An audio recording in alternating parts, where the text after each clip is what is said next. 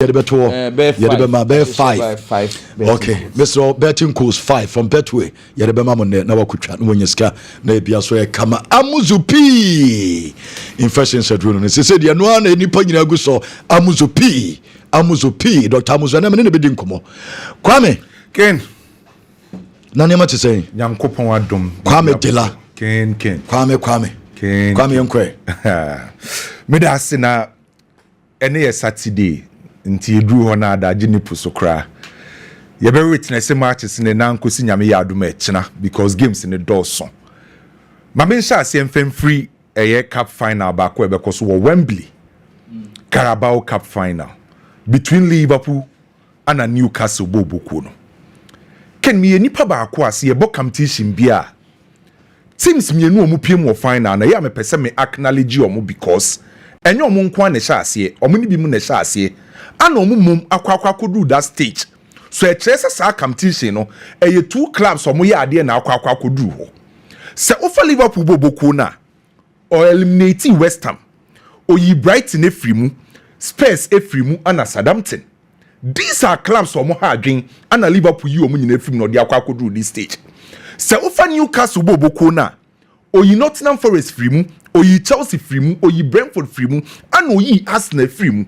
Enti baby a Newcastle so afa akwakodu final no enye baby ketwa enti se ne sa two teams no akwakobo final o Wembley a cho se omabom homode a omo deserve all the credit by the woman ye say nyame ya adoma trophy we no ehia two clubs ni nyina se ofa Liverpool boboku na Liverpool for target ye se ometima win treble this season no more per league naje UEFA Champions League and FA Cup.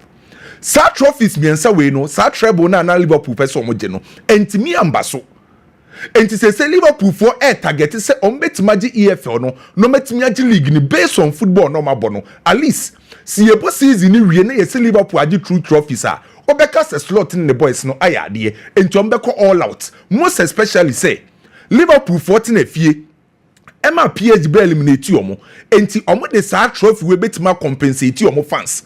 Newcastle for so any break trophy we say yet Newcastle boboku no eskaba be rabo boku nim by trophies number the last time omutimi G major trophy 1955 70 years in Liverpool Newcastle ntimi G trophy and Newcastle for omo say after the right time after 70 years on betima G trophy na EFL Cup we Carabao Cup omo ko final bi omo lusu omo call final in 1976 Man City yomu free AJ omo call final in 2023 Manchester United esho omo jeye enti we ya baba be the third final EFL Cup no Newcastle for boboku ni omo say this is the right time so mutimi ji boboku no enti eye trophy a two clubs ni nyina ani abre ken Newcastle boboku ni boboku ba ko a omo ha adwen in terms of individual qualities Newcastle boboku no ho Isaac enya small player Bruno Guimaraes enya small player Sandro Tonali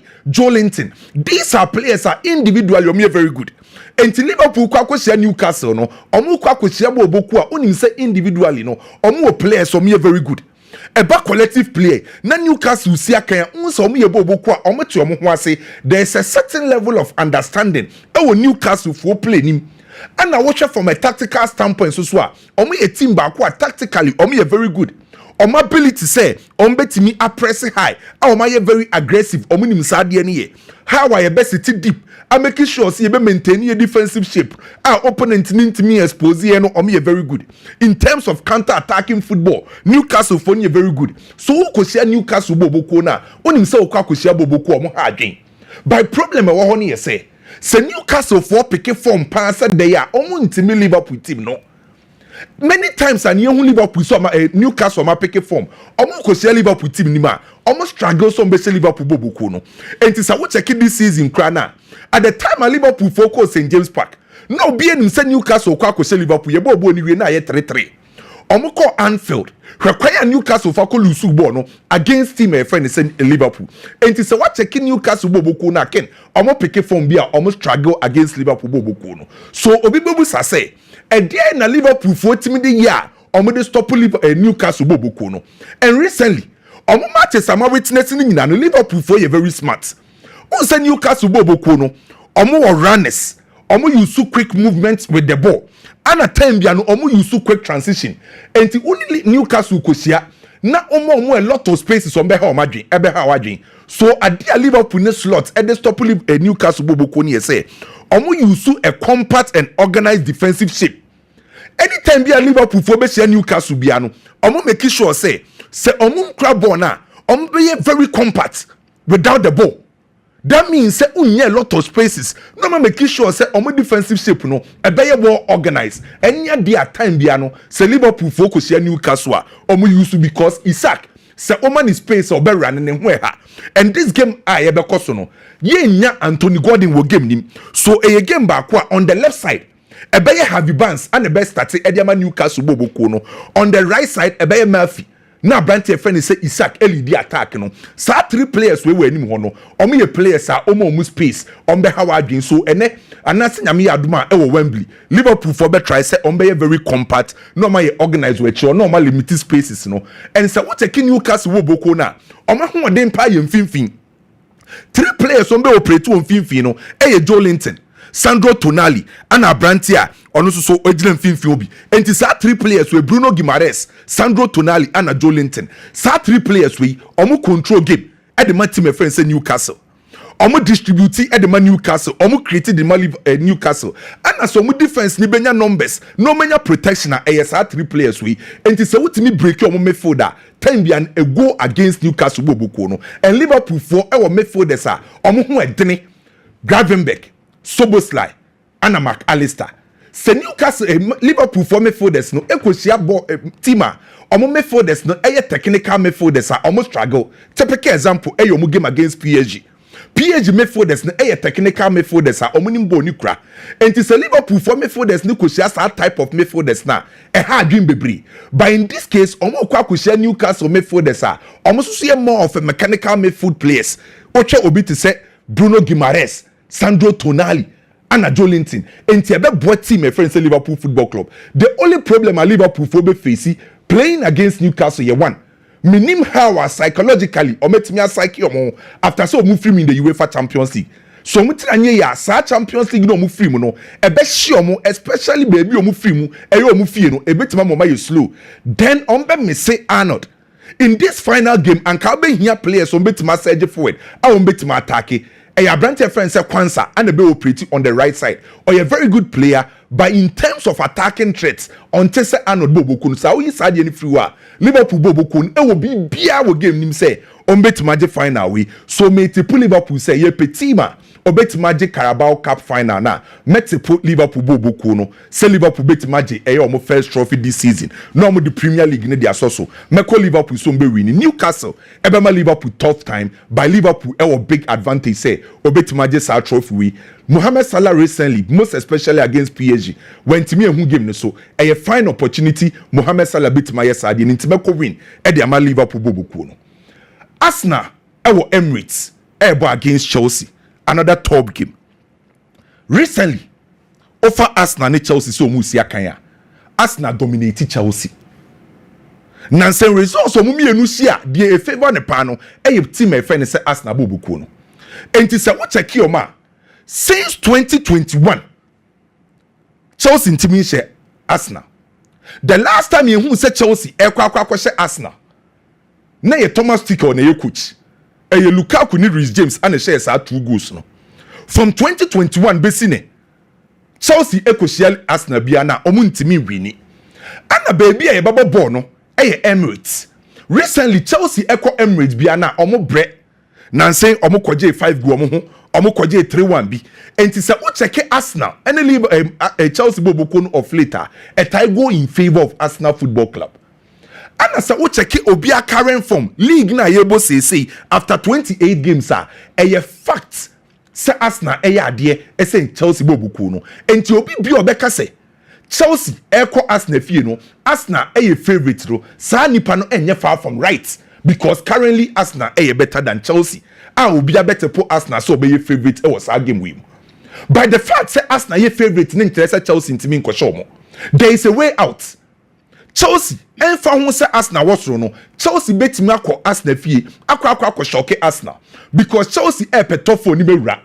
and onim say olusu sa game we na Manchester City mo ba e be affect Chelsea bobuku no so Chelsea be try so ba ko prevent defeat against Arsenal and the kwan Chelsea bet ma stop you no e clear say na Bukayo Saka ni ho Kai Havertz ni ho no mostly papa friends are Teta e use 3 forwards a use no e Merino Trossard ana Nwaneri after such players ni prayer no e sa 3 players when the lead the attack and my team e friend is Arsenal Football Club sa 3 players no mo anim ho no time bia no mo pese mo drop deep e beje bo ni bibo because omo na anu ne ye omo de en akwasi bro ni beka say omo ye ball to fit players and the time bia players are expect to say omo beda Arsenal nim ho no anke ye be try say omo be flood the opposition box no omo drop deep bepe bo ni bibo na time bia ne midfielders of Partey Martin Odegaard and Declan Rice no omo ye busy say on be find a pocket of spaces and the time ya bon say Arsenal be kura ball no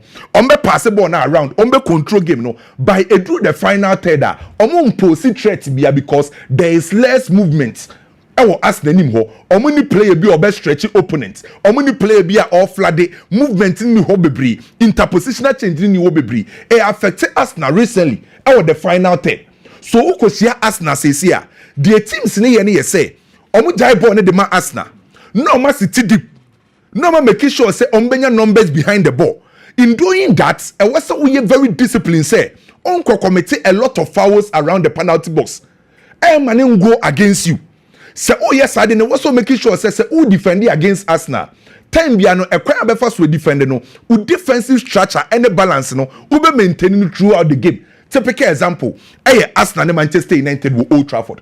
No be him say Arsenal kwa wini.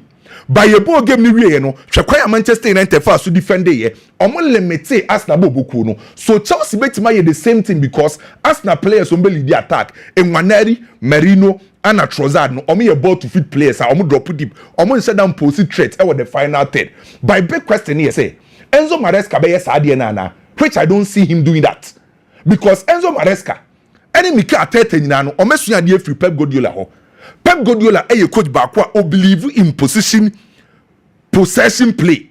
You making sure say game ni be flow, free flowing football. Enzo Maresca ni nye coach abe say okoshi Arsenal obesity deep. On be try say obe biem, obe hold the ball no. I making sure say obe impose ne ball no on the opponent obe shiomo. And Ken say ode no kwe ka asema. Mijitum e fact say Arsenal e ya ade say Chelsea say by individually. Obi enu obetima convince me say Arsenal players no omu osuru bebre say Chelsea for no asema maker no tie currently Arsenal ya dey say Chelsea e fact by individual players awo Arsenal no omu mbru Chelsea for ne so sa wo fa Arsenal kire ho Timber Saliba Gabriel and Abrante Fence Luis Kelly now they compare Chelsea kire for Kukureya Levi Kowo for Fanama difference ni huge sa. In the middle, Ubenya Partey, Declan Rice, Martin Odegaard against Chelsea midfield of Cole Palmer, Caicedo, and Enzo Fernandez. Difference ni huge. As the name of Nwaneri, Trossard, and Merino against Nkuku, Pedro Neto, and Sancho. Difference ni so. And in terms of individual qualities, ni huge. Chelsea for so bet me impose your game no on Arsenal. So in this case, it's about Chelsea say on bet me any that confidence say ye call Arsenal fear so bet me impose your game. And recently, so we check Enzo Maresca and Chelsea omo attack biana Enzo Fernandez said drop deep a creative space at the Amako Palmer. Baby as some use at the attack kesiye pano on the left side. Ubenya Brantia, your friend is say Nkuku move inside. Na Kukureya mum akwa stretch opponent. No mu dia creative spaces no. Enti again bakwa two teams ni nyina be biem. Two teams never try somebody impose your game on the attacking football. By on paper, Arsenal for any game na see as favorite because BBA favor Arsenal Football Club. But on the bet, no, I believe say 1.5. Simple way I'll be to me win this bet, no. Arsenal Chelsea 1.5, 2 or more goals BPM. Over 1.5. Yes, a better open game. Chelsea Enzo Maresca could defend. But the last time, same fixture, Arsenal shares 5. Yeah, 5. Yeah. Obetima share 3 to Chelsea. Sisi Chelsea obetima share 3. Arsenal nim hono na yese why slow kaka. Sanka ya de say Arsenal wo mu players ni na we nim ho anka. Possibility no osoro. But say so many hono Trossard, Nwaneri and Merino no omo drop deep ana omo anu ye ne de ade betima ma Arsenal nim ho aye hu ne se Martinelli be sha ase se Martinelli sha ase on se ono no oye direct ana open movement enti se ono ne e direct no open movement a e ma Partey ne Declan Rice ne Odegaard embre because Declan Rice ne Odegaard any Partey ball na omo find a pocket of spaces enti omo show many ho na enwane area abanachi Merino abanachi Trossard abanachi enti time bia na ma opponent no but eba search say Arsenal benya ball no more Arsenal benya ball no more Chelsea yes Arsenal benya ball no more the ball na e be Arsenal be dominate yes on be dominate Chelsea but Enzo Maresca Enzo ne Chelsea philosophy no say yes o dominate you and yasem no that's the reason why I make say so what Arsenal against Manchester Manchester defended very well and Arsenal ball ni nyina by no moon post threat e the final but Chelsea allow Arsenal say omo dominate possession omo ball ni nyina United defend e no omo ball counter attacking football but Enzo Maresca ntiminyesa set to ball mo enye ntimo Debbie Enzo Krom better ball fan so omo dominate football Chelsea team will be to dominate Arsenal especially on middle. That's the reason I make us say in terms of individual qualities Arsenal entry Chelsea musa Arsenal be slightly ahead of Chelsea by gap ni mu nso so say Chelsea players need decide see ebenya akukudura biem ni anu omabo betimi ni omabo because you Chelsea playing against Arsenal on the full strength players na impraying no Chelsea players na do say na be Arsenal because money goalkeeper be Arsenal there be goalkeeper there Arsenal keeper out yeah Ana Saliba Gabriel so form no because Kukureya be two Arsenal be obi all left yes Kukureya be sha ase Louis Kelly ho no Kukureya be sha ase wo ho 4 and 5 for the Chelsea for room e be den obi enti goalkeeper no so be kwa am for Chelsea when be to my room obi to say Casado obi to my two party yeah this season between Moses Casado and Thomas Partey Casado will form same party until be Partey yes now you Odegaard and Odegaard in Pokra this season you sent your Honoka Kupa ma between na pre so Odegaard this season you I said okay Chelsea play bear 3 yeah because bear 4 na be yes that's the reason I make us Arsenal with the full strength no be our on form e bear den by say Arsenal say no omo individual quality nem bro Chelsea for so sa do say omo manim kakra say omo by gab ni mu nso say Chelsea etimi ekohia Manchester City e room maybe Chelsea ebiem ni City ba Chelsea betime impose ni game no on Arsenal by all can on paper there Arsenal yes e was so kakra say Chelsea a advantage Arsenal over 1.5 Manchester United e Coking Power Stadium against Leicester we Manchester United ni any excuse born no Sociedad no omubo mu 50% from back with Leicester straight away meko win for Manchester United member ye ho analysis bi asa wo Sociedad na wo kolusu against Leicester City eni say Manchester for the coaching ni players no etom born no omubo Sociedad no omumbo mu 50% against Leicester is so predictable ombebo ball no omechire ho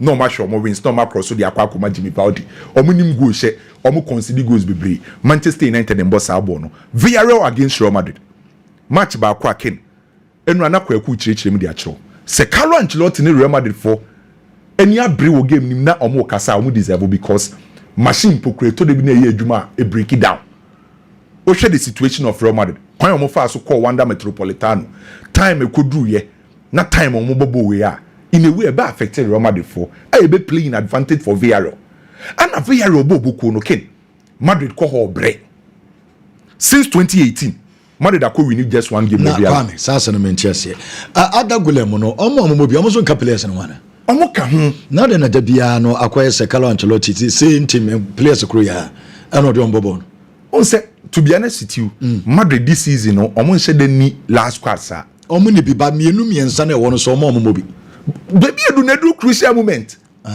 na so omo nyade enye so omo nyade ba baby edu no obehia ne Arsenal no ana venue na Real Madrid dey concern to be honest with you since 2018 Madrid akọ win just one game ana Villarreal Marcelino ball no obo no obo 4 at the back 4 in the midfield flat midfield of Pino Dani Parejo Papigaye ana Les Baina one player when your team kesi amode ya me ya Dani Parejo no men we are top guy na we deserve sense obo team kesi Oche on Valencia Oche papa Oche pa ba omo flat phone no Papigaye Les Baina Pino ana Dani Parejo no abo two top no or the former Arsenal and I say Arsenal play, former Arsenal player Nicolas Pepe and a brand friend say Ayozi Perez na about two top.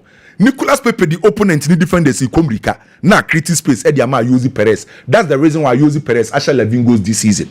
Our La Liga. Obeluswana. Two things. Madrid dominated the midfielder because Villarreal who in Finfi. And this season recently Madrid attack now is slow kakra. Mbappe because of injuries why slow. Vini any slow. Rodrigo Abafom. Meko a win or draw for Real Madrid. And now I say over 1.5 both team to score. Medema no cinema memfam ko wie ewo Barcelona ene Atletico Madrid game no. Bibie nu hebesesa. Asema make kan tie nie. Nyame ya adoma Sunday ewo Wanda Metropolitano. Barcelona Atletico Madrid. Bibie nu hebesesa. Bibie nu hebesesa ne ye second. Onim say this season so far Atletico Madrid have dominated Barcelona. Wahye ne Copa del Rey, wahye ne La Liga. Na dia ensesa ne ye say Atletico Madrid the first thing on be city deep. Griezmann, Julian Alvarez, Mbeka midfielders for ne ho. Say in case say Rodrigo Di Paul be fit, Barrios, Conor Gallagher, and Simeone, omum dos won finfio. Na enforce team friend say Barcelona enko the wide area. Na Barcelona but in 2 games, you know, number of chances are Barca saying no. And then Kabema Lewandowski at Sanchen about Ferran Torres. Lewandowski be chance. One of the best touch, but 2 games you know no chance. The problem is not Lewandowski. And then Lewandowski nkwa. And this is the problem. Barcelona, omuni Atletico Madrid share this time. Onim say this season, make the number of chances or metinya create omanya 18 big chances in 2 games, you know. By how many goals no match? The Barcelona created chances against Atletico Madrid. Papa friend say Hansi Flick, you saw the friend said the double wide overload. And the time the omo attack here on the right side, Omakunde kokala mi yama ho. Sekunde kokala mi yama ho a force Atletico Madrid for say omombra wide na creating space. And to create chances ni bebre. By problem ni say one omo nya clinical against Atletico Madrid. So nyame aduma Sunday game one e was Barcelona ye clinical. The tosu mienu Atletico Madrid o say Barcelona nyina no omo beat omo high line. I was Barcelona avoided that because Haaland the first principle ni say obo Haaland was we need more for the press.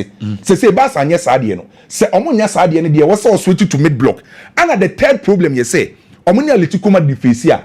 Eya Hansi Flick entimi enready engra the situation of the game ontimi adapt it. Hwe omo Copa del Rey. At the time Diego Simeone e dey Angel Korea and the solo tebem no. Obebo long ball, EBT counter, EBT high line. No. So time omo control game e press no. Na papa fence Hansi Flick you me film. E ye game back wa se Barcelona ko win ya. After the La Liga no Barcelona gina yi. Se Barca ko win sa game we ya. Okay. Barcelona gina yi. Very difficult game. This season Atletico Madrid dominated Barcelona. By Barcelona so actually say omo ko Wanda Metropolitano omo good results. Me expect a win or draw for Barcelona. A win or draw for Barcelona. Barca. Okay, Kwame. Dela Edie no. Other Sembra Kwame Dela ball one player be the other some miss a quick one. Alexander Solo. One Haaland one and wedding. Oh, Haaland wedding. And they say oh Solo to no why no. Machine pa. Akwan we be man. Oh be mo so a. And no ni mu kure say do chen Haaland. Un say Haaland wa. But we no ni mu edu kakra. Haaland was strength, you know. Sir. Yeah, Haaland. Jeba strength the Haaland to luka kukra. Oh, Luka. Yeah, Luka. Me fa Luka. Luka ni tini mu edu nti ono no ni mu edu wa ho de. Ni ti kra no da so a say wasoma cement be 5 dey go. Ya bon komana, me da second. Me be wi ana me di odds no enso e di aba. And Masadi baku account e bia be 6 kra na bia. Obe 6. Okay. But when you know say e dey baku bi ni bia keka ho. Kwa me nura pa match baku pe wo. Me bet baku bi pa. Oza kwa me. Ya mo komo ken. Mama to aso free the Atletico Madrid Barcelona game. Ken, you see. Say Hansi Flick Esanso Atletico Madrid Senwa, then it means he say he's refusing to learn his mistakes. Xavi na Oshi Atletico Madrid coach Diego Simeone pa. She Oshi din nyina say Xavi does not care. Say eka bad 15 minutes of manage games no. But for Hans Flick bet dominated to say there's no dominating. Hans Flick but born in creative chances. And through the last 20-15 minutes, he still insists on his philosophy when he needs to manage the games. Because 2 games on my way, 2-1 back. Barcelona Bobo, we are seeing nature, created chances, makes a lot of chances. And do last 15-20 minutes now, Alexander Sulotno abem, Anye Kora no abem, Atletico Madrid ayo mu changes. Sometimes you need Barcelona to manage the game. On high line, young body bonwa. Na omo take advantage ashe. And now Barcelona were leading 4-2. Who taught us for the game anymore? Hansi did not manage the game. He kept on playing high line, young boy, and normal football. But the 2 games should give him a lesson to say, Sandy, sometimes Obianca's philosophy is bad, excellent philosophy. But last 10 minutes, if you manage the games, it does not affect your philosophy. What's the major say? Because it is quite obvious to say, Atletico Madrid for almost 1 day empire bench, plus the free bench, but no more bar, the energy neighbor. Point number 2, when the Atletico Madrid de bar, Ken Obebro, my we Juma, Obama wa bre, because they defend very well. It is a bra, Pedri, obey Juma be crazy. Into one say, yeah, be pon na energy no, I start to airdrop it. Energy need drop, at least the high line, you drop back and you low block. You fall from high to mid, not low. Then you manage the games. Now, this is where we are. Barcelona for sure. Omeja Atletico Madrid for kwai. Because Osasuna die. Me sure se Barca beshe. Omo e classico game susobo. Inti say onya win against Atletico Madrid, we position the win here to win the league. Atletico Madrid did here. Bear 1 week in here. Say the dream of winning trophies aya perish. Champions League aya gone. La Liga nobody expected so lose against Getafe. They were leading by a goal to 0 until last minute Angel Korea be this answer no. I'm a Getafe for better share. So they are also losing the league. Copa del Rey semi-finals. How many Barca bebos are 4-4 normal boy? Return leg bebaso. It looks like all of a sudden sees Nana Echo Yediama Let's Come Madrid. BBA crumble and they start with today. Nyamia do watch a game on Bebo. If they lose that game, they are saying goodbye to the Spanish La Liga. Now for Copa del Rey. I am sure say Conforno umeni break game ni yepa. Umeni break game ni yepa. And again, they are losing Rodrigo De Paul. Say season way De Paul and Pablo Barros or more central midfield one. And so Konogalaga says Krobeba or from the wings one because coach Neck very, very comfortable with these two. If Rodrigo De Paul is not playing, I am sure say because for line up play Musa, let's come and then echo 5 at the back. I will not be surprised. Imagine almost spending and a Wednesday night. Umbo game now to around 11. Spanish time, 11. Umbo game. And Obeba against Barcelona, Mukrabo, Bibre. Energy Omo against Madrid. Ebe affect so. Ebe affect so. Ebe affect so. Did you understand Hans? Barca had an easy game against Barcelona. The players in so Mukrabo. Of course. Omo keep ball Bibre. Of course. Now un chase ball. Of course. About 70 minutes in our break. But they have a good bench. Since Angel Coreno. Basulo. Because on the first person. On the first person. On the first yeah. Babatonio. But exactly so. Solo today, ordinary bar now over different. Long balls. Ball. You see, Barcelona had an easy game against Benfica, so they have a lot of energy. They hold the ball. Possession, nobody doubts it. Only possess the ball. But let's come and do they care? So I'm making your ball low block in a side to say a last 15 minutes. But again, one thing is quite obvious and what happened in the game. They say Barcelona will create chances. As a some clinical. As a Salami Yaman and nine po. As a Lewandowski and nine po Nimu. And again, I dear Bako pay advantage and say, Matter they call ceramics. See, you be results now, answer. You be bono. Me expect a Barcelona win. And a quarter double chance, I'll be glad to take it because as I say, Sadi Nisi.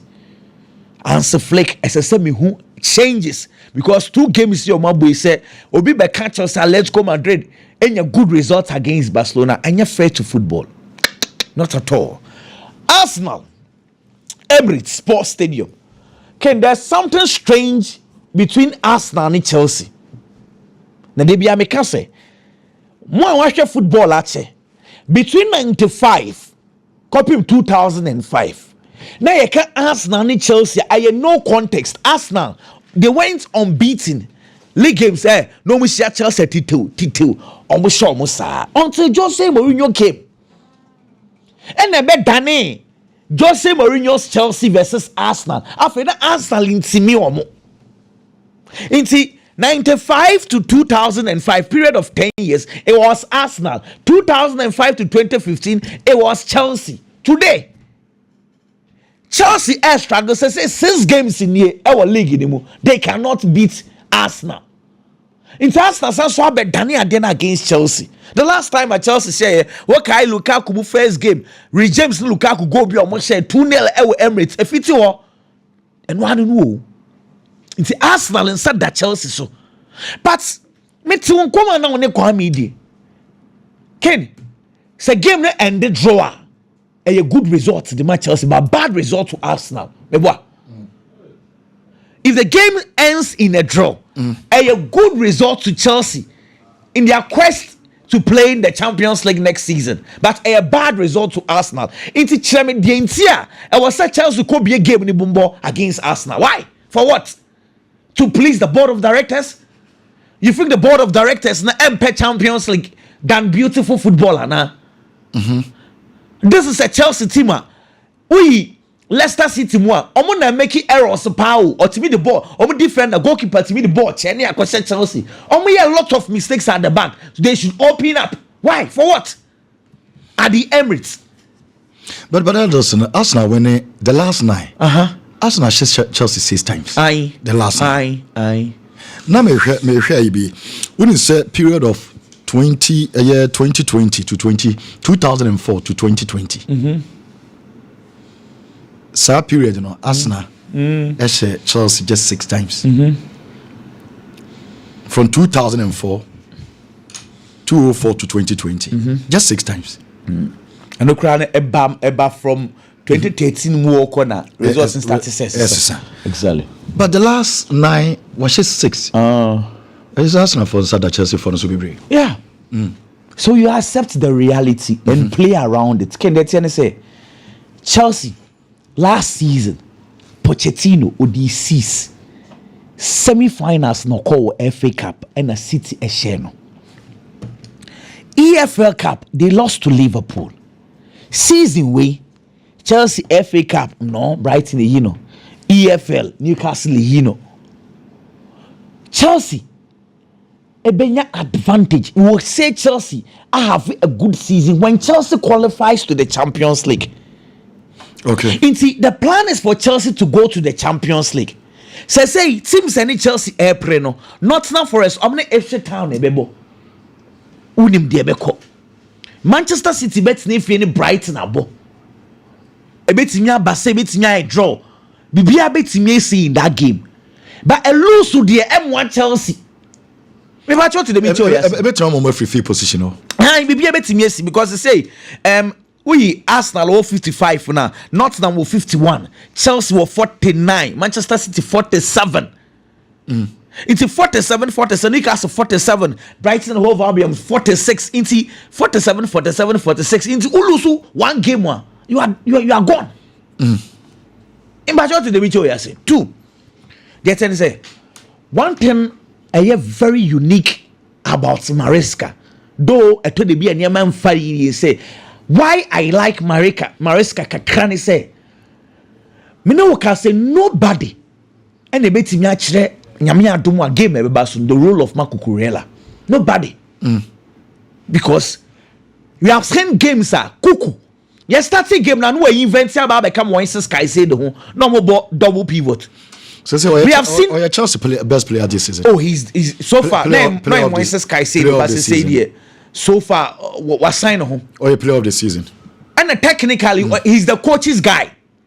Because roles now all born. And then they confuse opponents. Because, like I said, he starts as a left back. Eto na bia coach ni manage na Moises Kaiso de nchen. Eto na bia obo as number 11. Eto na bia obo as number 8. Na nze kra otimi invent ya ba in midfield number 10. One player. So hardly will you know say roll the bend or babebo. If you know you mop up a strategy against him. But you don't know. And see, I know that very, very crucial in this game. Arsenal firepower ni wasa. Senka Bukayo Saka na jina ewa nkameka say Kukurela might fear to move upwards. But Arsenal firepower na perform kakra. Truth be told, anything that I'm saying, they've been struggling. And Arsenal need goal scoring midfielders. Udigard on she goals. On ya assist bebre but born on obo. Declan Rice goes on Shani Bebre. He said Arsenal instead any goal scoring midfielders. They said the ABA Kopama was 14 crown for Sewasan. You can imagine someone scores 14 goals. Yes, Sewasan. I don't get it because Obiko off Kakra. He has the numbers. He's been giving Chelsea numbers or goal scoring midfielder. See, Arsenal lacks that kind of goals in midfield. It's any more funny or crucial. I don't see that Bukayo Saka the end of Kaya Vet the end of Martinelli form not to Arsenal air struggles are Martinelli back. I don't know if you say a bit of an advantage because they say acquire Waneri through Sad Martinelli in the attack. Arsenal firepower in the way to take a crime. If you second, what will help Chelsea is say me call low block. If Chelsea go mid block, now Oma Arsenal for the process because Arsenal will come in for a win. And Chelsea can take advantage via counter-attack. Pedro Neto is playing very well. The only problem I have is Jadon Sancho and Christopher Nkunku. Nkunku are disappointed. Baby. Nkunku, amfa. But at time and Nicola Jackson wo no. I just in a debate no. Most Chelsea fans say na Enzo Maresca can fair to Nicolas Nkunku. Because Nkunku kobo Conference League game no was or corner was say play and the prayer na dey buy no. But you remember no. So say Justin no pressure. But Nkunku ntimi. They tell you say Debia Mecca na main sama no soda. Because I saw Christopher Nkunku ewo Leipzig. And I'm who Christopher Nkunku or the French national team. Or a better goal scorer, Nike Pom, a Chain Jackson. Na tienye pa send uncle Jim anunsi boni. System na coach na ebono. It requires that Sawaya number 9 at the Chelsea. As a saw press, as a saw trumika, into it needs certain type of profile. It is a star profile and no say we are number 9 now goal scoring kwana unimi you cannot run, you cannot press her. We do kojina number 9 obey useless in that system. Me pacho to the micho yasi. It is a system a suit Nicolas Jackson pa and not Nicolas Jackson ni team Chelsea team no. Not Chelsea we're struggling to find his replacement. It wasn't that Nicolas Jackson was scoring goals. In any case, before Ananico Ebe Prado, no akobe 8-9 games so on share goal.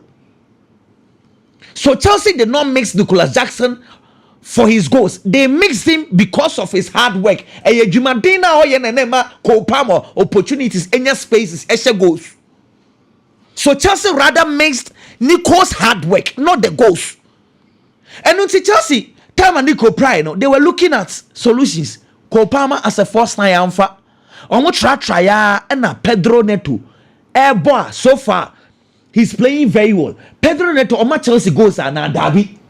Then on my Chelsea work rate, pressing, speed, and yes, it is our profile and Chelsea are lucky when win. It is not as if say Christopher Nkunku is a bad player. He's not a bad player, but the system can Yemen 2 years, 3 years under this system. One year or be one of the worst places we are. The system will not help him down.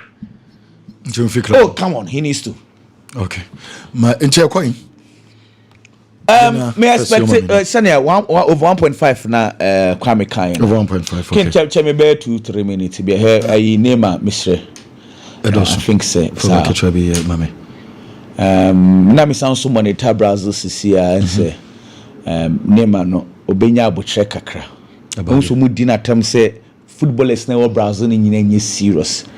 Wow, be fan Neymar as idol no uni in his swadi say he has a talent. If you want to idolize his talent, no problem.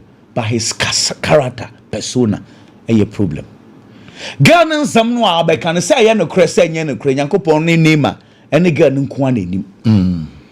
Say yetimi party. Snooker party, naked snooker party. Me who be that? We say. I just story way and no buy. Oba na say ni padom go in-house party. Ye bo snooker bia in shehe. Can name my own. Hey, that's anything. No credit our journey. Hey, right here. Aqua party sikapana. O Felicika Sano say my party say me the ma be good party na say. Na ye nyina ye bo snooker na snooker na ye bo no bia nhye hwe na oba bo snooker te sen hey nti se oba no se snooker o form kakra na o ye bad eno nti na me so mo ni ma say no kra o oba organize bia na I say my one help boys best start to organize is snooker bo be din organa so betin bia so fie why you be ofie kama why you private you be amfa phone call what you say ntina oba snooker so anya bad kra but ababa wana na ababa ka but ne manan kasa say almost in the picture na you be babo ntima na papa ko 80,000 papa na babo ntima say you know krese okutu 80,000 ko je video no but you see Ken name a person bo world cup ne bi emse suban we di Hansi Flick ti kra hwe Barcelona omma ya Mombasa for them fan so suban we di say man already no cry private jet na wo go training now there but see private jet na girls na say they be a we training na girl ba kuti na odene na we not na kwasha just a Brazil one call ni do koji nani no problem but I think I say 2 years 3 years on said that mobile pepe bia wo I think he say Osanso Babaka this is something my observe intwetwe no dosu I know he the plan is to play in the World Cup. I think say he should behave more like a Messi. Also say Messi in dribble bio. Kwara na ba no we pia ball ne dia man because okipun legs na the World Cup na open in Sabeka. But say Marco Santo ebia na say na so mu twitwa no rough magic ball na ma twi showboating. I mean the World Cup now open in Sanko because 2 years the last time of Bob in Brazil 2023 against Uruguay. They can call 2 years in the born farmer Brazil national team. Everybody thought saying Kobebo Argentina, you know, Kebenya Neymar, Messi. Obia to ticket, Obia expected Amaso.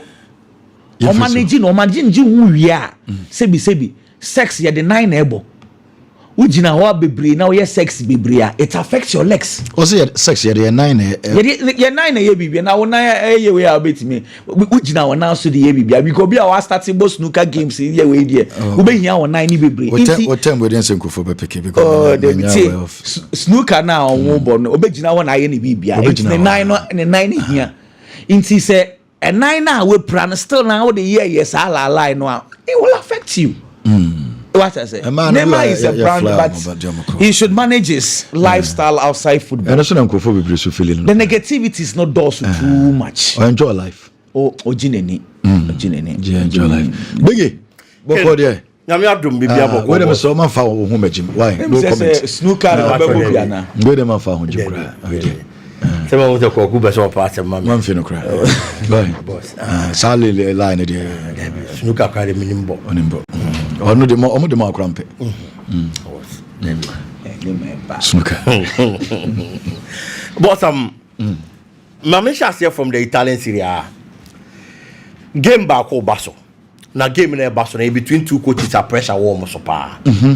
Fiorentina and Juventus a game no. Fiorentina coach Palladino, there is a lot of pressure on him because this season the performance is bad, but there's a bit of inconsistencies on the performance anymore. It's the pressure on the so bepe. Sally to be here when now coming in nerves, not near my team, especially when Obo home. The last 5 matches our boy in the Italian Serie A. Coach, I win just one, and I will lose Marco 4. And it's our Baba book game now. Science Ubofia. People expect say Ubofia in Quadio was our home advantage, I was a year the mouth, not near Massissa. On the other hand, Juventus so Say yes, omuntu sunya win. Na niema ko ye de mo because omuntu season has been a bit like adesika. Obono ohye ade acha hu se ohye. Emu aye den e de ama omo. The supporters feel say see omu coach omo de ne baaye no. So omra mese niema mfa mo ye Thiago Motta. Niema nko ye mfa ma coach no. And kin emfa wo so omo mienu anase coach si mienu pressure wo omo so pa no. Coach a pressure kese wo ne so pa. Eye Thiago Motta. Juventus bobo kono a lot of quality. Our met me dia ball mo homoden. O share obi ti say Randall Kolomwani. Since or joining Juventus, the last 7 matches our boy in the league dia Juventus no, okita 5 goals. It was such a striker wo team mu. Na okwa bo gamer. Oba expect so obe no homoden dia ma na niema konkan. But as we speak, supporters ni feel say coach I friend Thiago Motta entimi moa e ma niema konkan fa ma omo. Na ni nyina hyase from Lawson omunya last weekend abra omuchi Atlanta ke no mo trefie Atlanta be show mo 4-0 e wona pressure na hyase say eba because Juventus since 1967 in the Italian Serie A 58 years ni obi antimi ma me show mo 4-0 or more e wo mo fie da for the past 58 years eto mo nim de ntia wo se coach ne trefie na eba be share that margin of goals omo ntiase. But the woman is saying in football, Thiago Motta akwa no e de na ba team to say Juventus one. E was so tiase now who the kind of project a opesa we ye and san wa appoint coach ne de na ba. Juventus agigi Italian Serie A titles ne bi e no kre megitum. Ba ba bi omu gina sensi a e no makwa fa Thiago Motta de na ba. Thiago Motta de a waye wo Italian Serie A mu abu adwen ne tiase so one second. Waje 4 times ade a friend coach of the month. Waje mako 9 previously clubs are coachy and no enam so no mako fan de naba last season adio ye ya na ya ade ai ko ye di man ne say o tiri the team na okita Bologna and they qualify for the Champions League and onya sa attention any recognition no and o mo hu say obetimi abon ho modern dia matem no mako fan aba so ofa Carlo Ancelotti so omra me handle team mawa he's an already ripe material adwuma waye wo AC Milan Agigi League ne Champions League.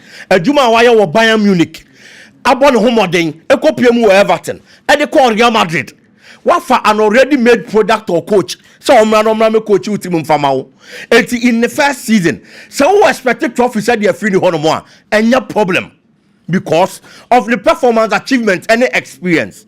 So for me to say Pep Guardiola the Manchester City project no ma build there to a certain stage and omu feel say ade omu be hia pa Champions League because they've gotten coaches omo boa amo matimi agi Premier League bi but ade omu hwehwe ye Champions League no Pep Guardiola no omu feel so obetimi di amomo and omu kofa papa nde ne baaye okay obaaye adwuma oyeye e wo Manchester City waje Champions League di amomo omo fa an already ripe coach experience one and omu de na ba and wo ba be yes adwuma na amomo. It is all Thiago Motta de neba. You have to expect to say a prospect, and once he's a prospect, obey here time and son of the obey expect why the amount. But yeah, it's season about a year ago. Ken, and what I make us say, the Akeka coordinators of supporters and pressure. Our mother man penny for no, and then I'm some person take his decision no. And yet, Omunyabatre. Yes, did the enemy to me as Arteta the enemy? Of course. And the first season, and can you know Thiago Motta this season and ye bad o. The first season was Juventus. Football me say coach first season, player first season, a adaptation period. I find that coach never change the philosophy. Any team be big teams accept sir. Can anything na me de Pep Guardiola, Carlo Ancelotti mo examples. Judging crop no. These are experienced managers. It is a Juventus for even Antonio Conte.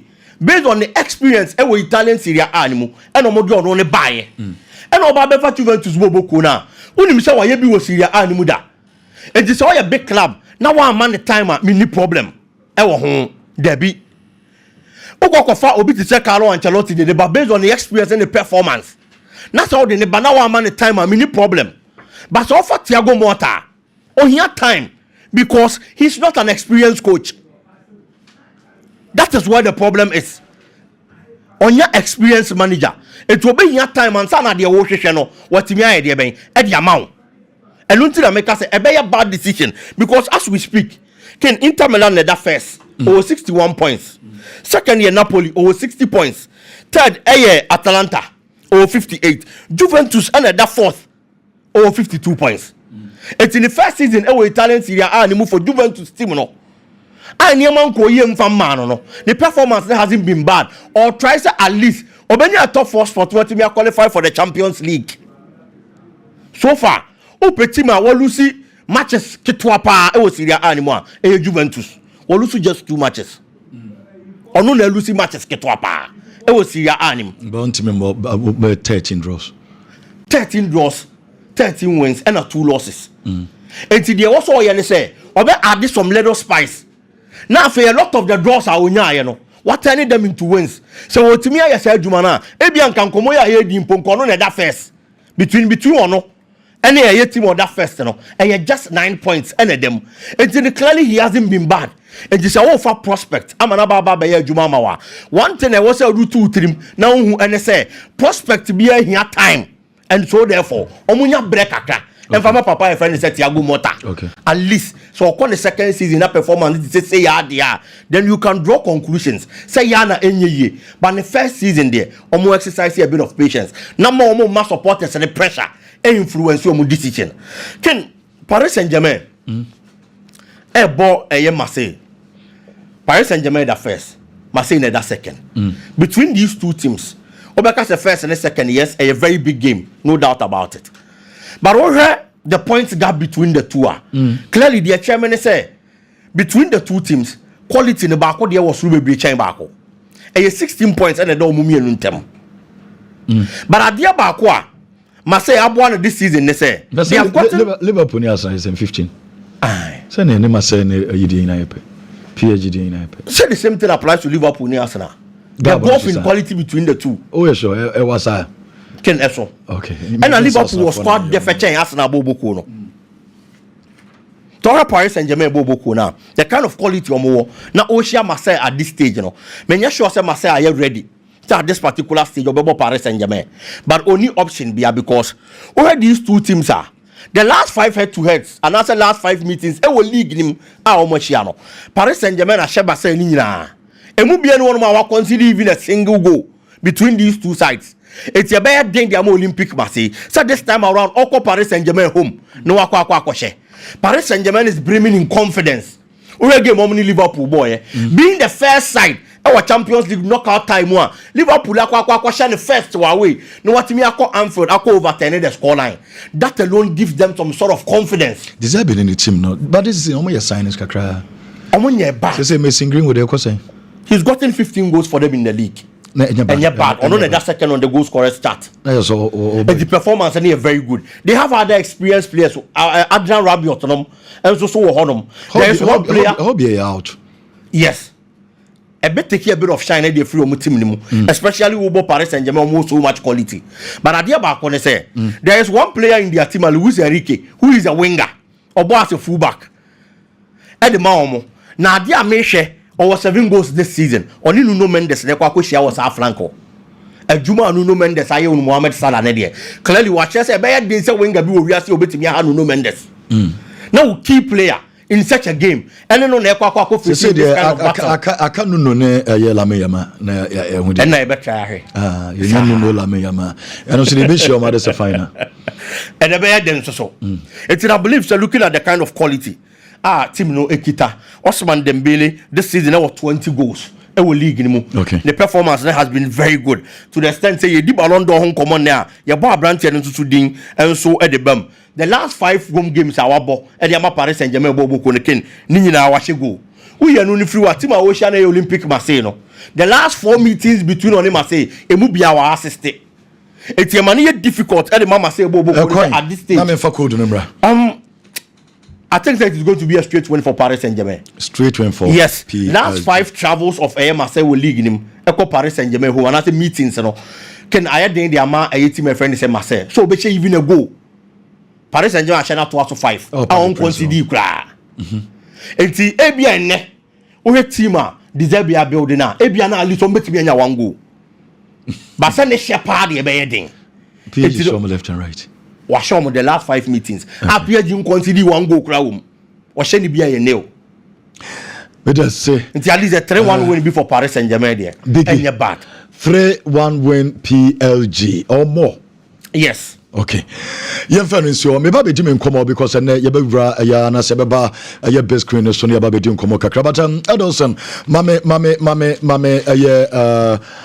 course no sisia na yen hwe de Ghana for enso ka sisia meba. Okay. President Wadaruma ye nante na afi Betway Madarama so Betway na sponsors. Yeah, exactly. Enti yentime for obi ade ma Betway. Okay. So first one 18D 127 AA 18D 127 AA. We a first code. Weekend games. Second one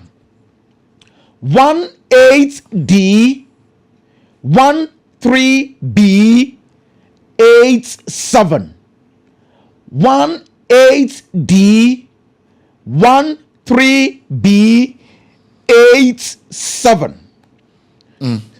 Third code 18D 14C 31 18D 14C 31. After the next one 18D 16D A6 18D 16D A6. After the next one bio 18D 18C 21 18D 18C 21. Inti Wadarama. I'm the last one Aka one.